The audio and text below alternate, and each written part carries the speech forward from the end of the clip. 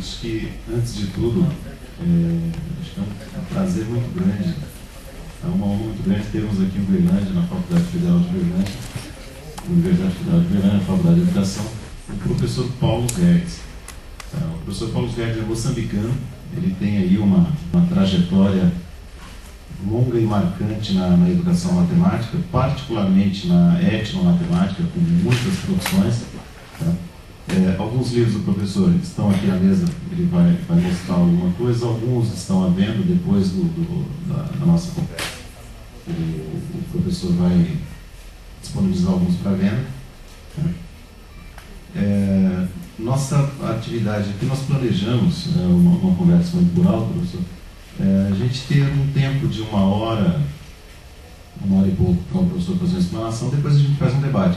Inclusive as pessoas que estão ao fundo, se quiserem vir para frente, assim, o professor não usa o microfone, porque ele prefere ficar com as duas mãos livres, então acho que vocês sentarem meio para cá, eu acho que não precisaria. Aí a gente tenta. Só um pouco aqui da trajetória do professor Paulo Guedes. Ele é licenciado em Antropologia Cultural e mestre em Matemática pela Universidade de... Como é que pronuncia isso, professor? Nijmegen. É isso? Tá, nos Países Baixos. Ele tem doutorado em Filosofia das Ciências Naturais, tá? E doutorado em Matemática. Philip Imergual, por trás do internet, que estamos a usar todos os dias.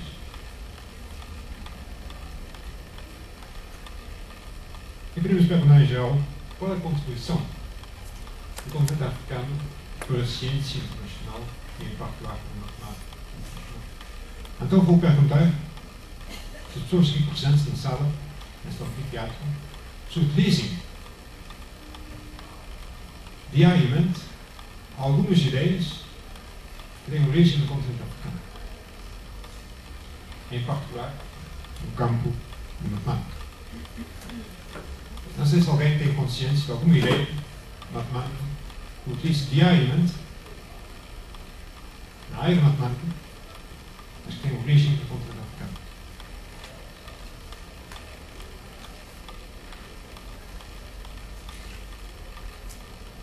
Se houver muito silêncio, alguma ideia matemática que utilize todos os dias, mas tem origem no continente africano. Vou reformular a pergunta e vou perguntar se diariamente utilizem abreviaturas para operações algébricas, ou seja, o sinal de mais para a adição, o sinal de subtração, o sinal de multiplicação.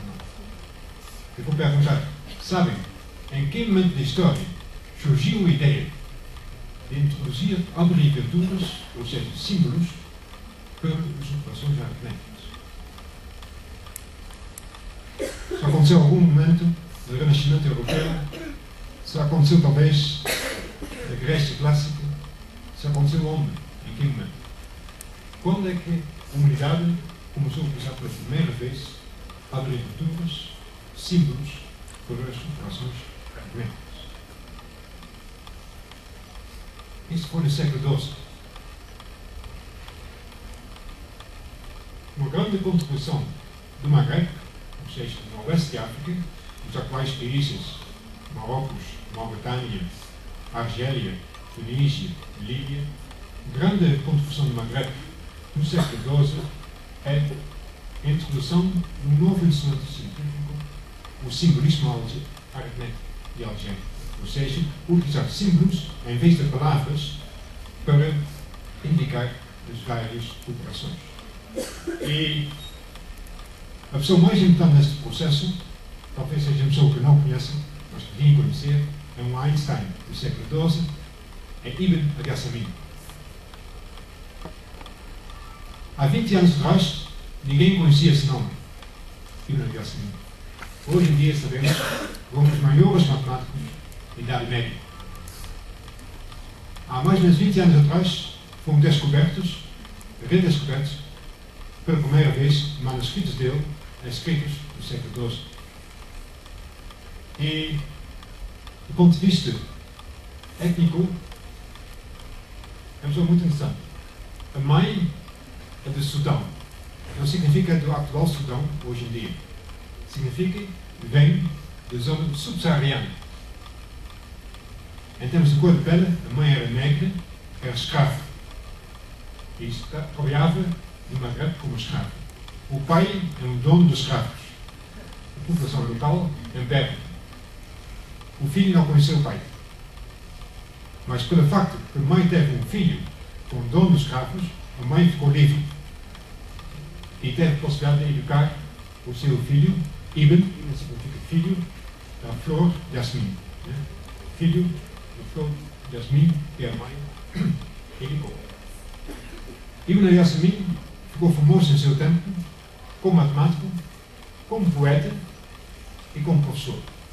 E na área de educação matemática teve a ideia de utilizar poemas na educação matemática, para os alunos aprenderem mais facilmente várias formas matemáticas, aprendendo em primeiro lugar poemas.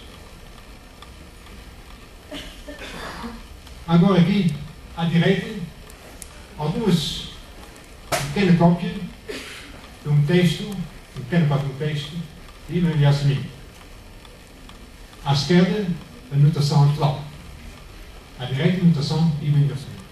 Não sei se já tem ponto. Não tem ponto, ok. Então não posso apertar bem. Não posso andar muito bem aqui por cima. Aquele trecho que estão a ver parece um trecho atual. Né? Quando se diz que a numeração que estamos a utilizar hoje em dia árabe, significa de facto a notação do Maghreb. Porque a notação árabe hoje em dia é diferente dessa notação do Maghreb. Então os números, na forma que estamos a utilizar todos os dias, de facto, vêm também do século XI, XII do Maghreb. Então aqui está escrito à direita 3, com um símbolo em cima significa 3x ao quadrado.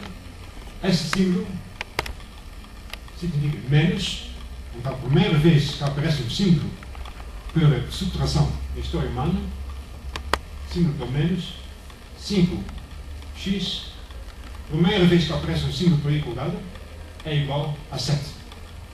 Escrevendo como língua árabe de direita para esquerda. Então, a primeira vez, documento manuscrito mais antigo que temos conhecimento hoje em dia, em que aparecem símbolos, nesse caso, para subtração e para igualdade. Lá em cima, estão a ver que não há nenhum símbolo para adição. 3x ao quadrado mais 5x é igual a 7. Duas equações que aparecem assim no século XII, no manuscrito Ibn Yasmin. Então, este é o manuscrito mais antigo da história humana, em que aparecem, pela primeira vez, símbolos para operações algébricas e para igualdade.